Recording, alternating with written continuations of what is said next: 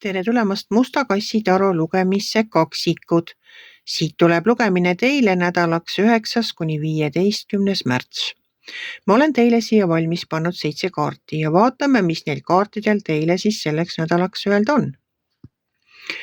No nädal algab teil siin müntide rüütliga. Müntide rüütel räägib sellest, et väga oluline praegu on stabiilsus. Kui teil on raha asju ajada, siis ajage need ära esmaspäeval. Sest edasi tuleb siit kohe sauade 7, mõõkade 7 on see kaart ja mõõkade 7, mis on kavaluse kaart. See kaart minu jaoks on alati olnud kaval müügimees, kes üritab teile pähe määrida midagi, millel on varjatud vead. Ta on ka varaste kaart, et keegi tahab teie ideid varastada või teie selja tagant midagi pihta panna. Et teisipäeval või siin edasi nädala sees olge ettevaatlik. Et ei saa kõike ja kõiki usaldada, mis teile räägitakse, mida teile pakutakse. Ja teil on üleüldse lüüakse plaanid sassi, sellepärast, et edasi tuleb tornikaart. Ja tornikaart tähendab järsku muutust. See on selline muutus, mida te ei oska ette näha. Et see on nagu... See ei ole asjadele teisiti vaatamine. See on nagu selline raputus.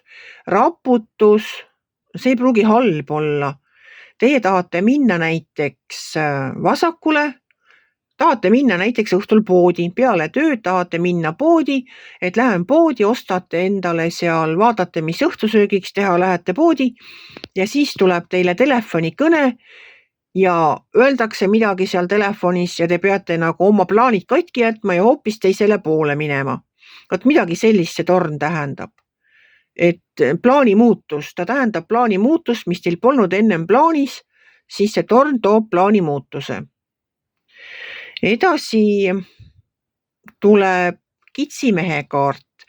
See on selline, see on müntide 4. Müntide 4 ütleb seda, et te hoiate kiivalt kinni nii oma finantsidest kui oma emotsioonidest, ei taha mitte midagi jagada. Et võib-olla lõi see torn teid rööpast välja hetkeks, et te nagu ei taha välja käia mitte midagi, te ei taha nagu kellegagi midagi jagada. Võib-olla olete aru saanud, et keegi tahtis teil ideid varastada ja nüüd te nagu ei taha üldse oma ideid mitte midagi enam jagada, ei taha ka raha välja käia, mis on muidugi väga õige ühtepidi. Ega mina tea, kes teilt seda küsib või milleks teil seda vaja on. Et te istute selles oma turvatsoonis, istute oma selles mõnusas mullis ega taha sinna kedagi lasta ega kellegagi midagi jagada. Aga nädala lõpp toob muutuse teie mõtlemises ka. Te leiate üles taas oma selle enesekindluse, oma sära ja võite olla teie ise. Te olete päris sellises sõjakust täis. Ma ei tea, kas tahtis teile keegi liiga teha siin nädala alguses.